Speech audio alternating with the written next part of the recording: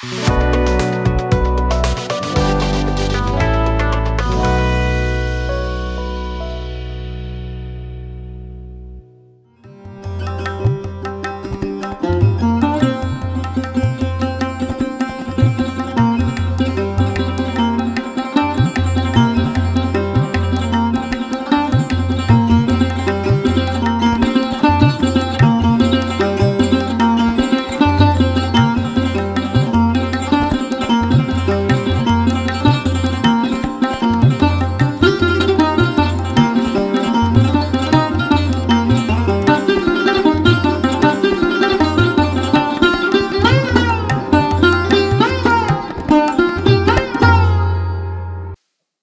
जीशु ख्रीष्ट अति बहुमूल्य नाम प्रभु दास भाव में आपण मान ख्रीष्ट नमस्कार सहित संपर्क इंडिया द्वारा प्रस्तुत कार्यक्रम नुआ सकल आशा राज्य अध्याय में स्वागत जनाए।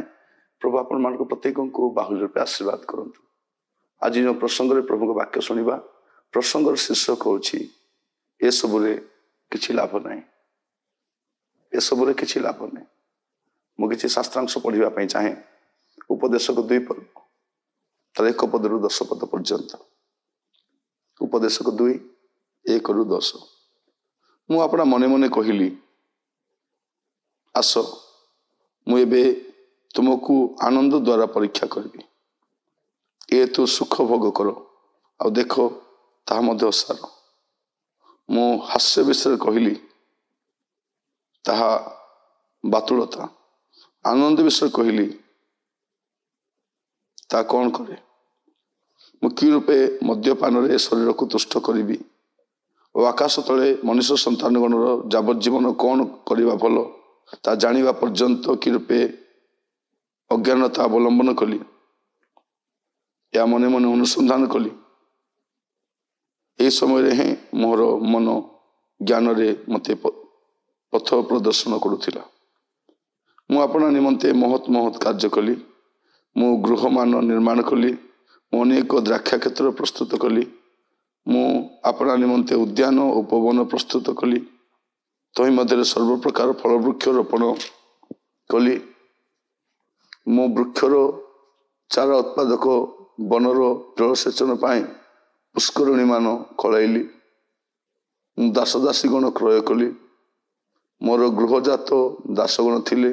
आहरी मोर पूर्वे जेरुसलेम समस्त अपेक्षा मोहर गमेशादी पल अधिक थिला। रूपा और सुना पुणी नाना राजार और नाना प्रदेश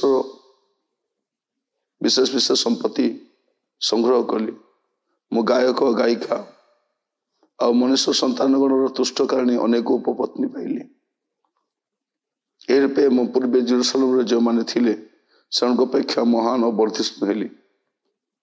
मुझे मोहर ज्ञान मठार थिला। पुणी मो चक्षु जहाँ बांछा कला ताहा मु निषेध कली नहीं। मु अपना हृदय को कौन सी सुख भोग बारण कली नहीं, कारण मोहर समस्त परिश्रम सकाशु हृदय आनंद कला। पुणी मोहर सकल परिश्रम रु यह मोर अंश थिला। एठी आम देखू ते राजा सलोमन से सब कले। ए सब पाइला पर मध्य मन रे गोटे शून्यता। से कहते सब किसी लाभ नहीं। मु ज्ञानी हेली, मु घर बनैली, दासदासी संग्रह कली, पत्नी उपपत्नी ग्रहण कली, मद्यपान कली, वन उपवन तैयारी कली, पुष्परिणी तैयारी कली, नाना प्रकार फल वृक्ष कली, समस्त धनी हेली।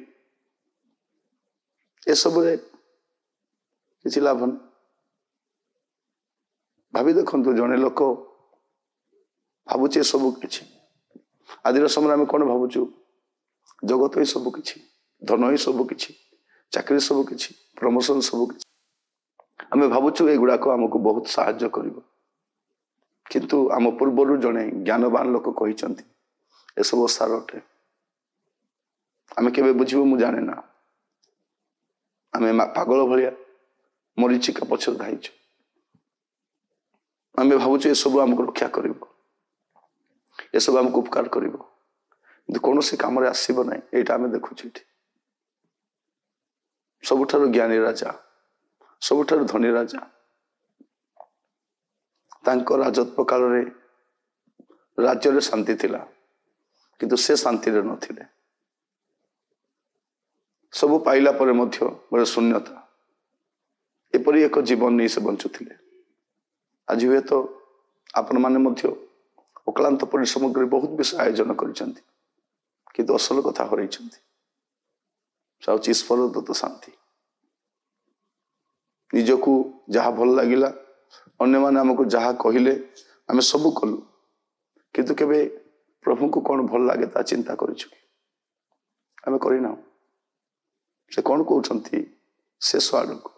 ଏଇଟା ତ ପ୍ରଥମ ଅଧ୍ୟାୟର କଥା, ମୁଁ ଆପଣଙ୍କୁ ଶେଷ ଅଧ୍ୟାୟର କଥା କହୁଛି।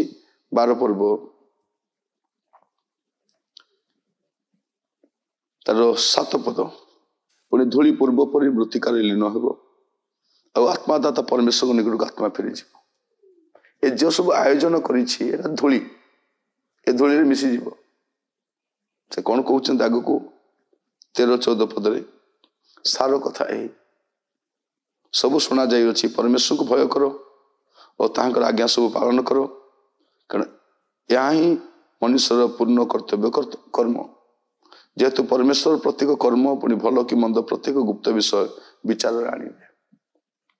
এটা କହିବାର ଉଦ୍ଦେଶ୍ୟ, ଏସବୁରେ କିଛି ଲାଭ ନାହିଁ, କିନ୍ତୁ ଯାହା କରିବା ଦ୍ୱାରା ମୋର ଜୀବନ ରକ୍ଷା ପାଇବ, ପ୍ରଭୁ ସନ୍ତୁଷ୍ଟ ହେବେ, ମୋର ଆତ୍ମା ରକ୍ଷା ପାଇଯିବ, ସେ ବିଷୟରେ ଚିନ୍ତିତ ହେବା ଦରକାର।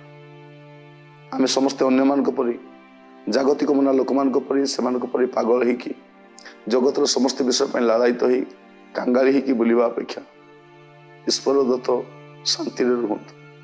ପ୍ରଭୁ ଯାହା ଦେଇଛନ୍ତି ତୃପ୍ତରେ ରୁହନ୍ତୁ। ମନରୁ ସମସ୍ତ ପ୍ରକାର ବିତୃଷ୍ଣା ଭାବ ବାହାର କରିଦିଅନ୍ତୁ, ସମସ୍ତ ପ୍ରକାର କଟୁ ଭାବ ବାହାର କରିଦିଅନ୍ତୁ, ଅତୃପ୍ତର ଆତ୍ମାକୁ କାଢି ନିଅନ୍ତୁ। ପ୍ରଭୁରେ ସୁସ୍ଥିର ରୁହନ୍ତୁ। ପ୍ରଭୁ ଆପଣଙ୍କ ତତ୍ତ୍ୱାବଧାନ କରନ୍ତୁ। ପ୍ରଭୁ ଆପଣଙ୍କର ଯତ୍ନ ନେବେ। ଜମା ବ୍ୟସ୍ତ ହୁଅନ୍ତୁ ନାହିଁ, ପ୍ରଭୁରେ ସୁସ୍ଥିର ରୁହନ୍ତୁ।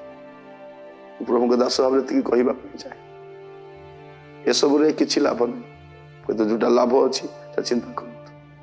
ପ୍ରଭୁଙ୍କୁ ସନ୍ତୁଷ୍ଟ କରନ୍ତୁ, ତାଙ୍କ ରାସ୍ତାରେ ଚାଲନ୍ତୁ। ପୁରସ୍କାର ଆଗକୁ ଅଛି, ପରମେଶ୍ୱର ଦେବ ସେଟା। ମନୁଷ୍ୟ ଯାହା ଉପାର୍ଜନ କରୁଛି ଛାଡ଼ିକି ପଳେଇବ, କିନ୍ତୁ ପ୍ରଭୁ ଯାହା ଆୟୋଜନ କରିଛନ୍ତି ଅନନ୍ତ କାଳ ଭୋଗ କରିପାରିବେ। ପ୍ରଭୁରେ ରୁହନ୍ତୁ, ସୁସ୍ଥିର ରୁହନ୍ତୁ, ପ୍ରାର୍ଥନା କରନ୍ତୁ। ପିତା ପରମେଶ୍ୱର, ଆପଣଙ୍କ ଦାସ ଭାବରେ ମୁଁ ପ୍ରାର୍ଥନା କରୁଛି। ପ୍ରଭୁ, ମୋର ଯେତେ ଭାଇ ଭଉଣୀ ମାନେ ପ୍ରଭୁ ଆଜି ସମ୍ବାଦ ଶୁଣିଛନ୍ତି, ପ୍ରତ୍ୟେକଙ୍କ ସହିତ କଥା ହବ ପ୍ରଭୁ।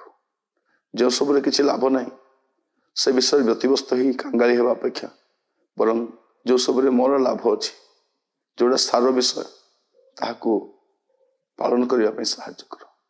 ପ୍ରତ୍ୟେକଙ୍କୁ ଆପଣ ହସ୍ତ ରଖି ପ୍ରାର୍ଥନା ମୋର ପ୍ରାଣର ପ୍ରିୟ ଯୀଶୁ ନାମରେ ମାଗିଲେ, ଆମେନ୍ ଆମେନ୍। ପ୍ରଭୁ ଆପଣମାନଙ୍କୁ ପ୍ରତ୍ୟେକଙ୍କୁ ବାହୁଲ୍ୟ ଆଶୀର୍ବାଦ କରନ୍ତୁ। ନମସ୍କାର।